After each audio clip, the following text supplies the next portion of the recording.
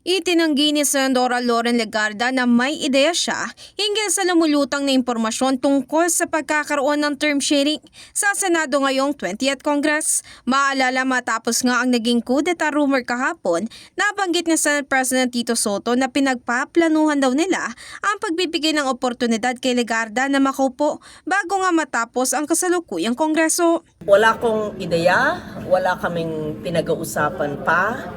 At don't worry, tatanong ko sa kanya yung katanungan. Sa kabilang banda, tumanggi naman si Legarda na magsalita kung hinikayat siyang pumalit kay Soto at kung galing din sa minority bloc ang gumawa nito. Nag-iwan naman ng kaunting katanungan ng senadora sa media. I was here the whole time. Bakit hindi nyo kino-cover yung aking 3-hour hearing on culture and the arts? Ba't hindi ganito kaigting ang inyong interest? Kasi on the establishment of the Department of Culture. That's my passion. Yeah. Bakit? Sige, oo. Bakit pag sa kultura o pati na rin sa climate change o pati na rin sa ekonomiya, hindi ka pag politika, that's your, bakit ganun? So, minsan tatanong, upo tayo, ba't ganun ang interest nyo? Puro lang politika.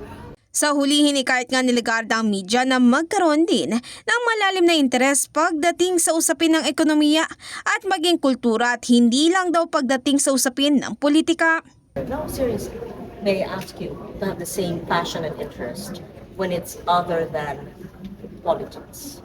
In the heart of changing lives, ako si Brigada Ann Cortas ng 105.1 Brigada News FM Manila, the Music News Authority.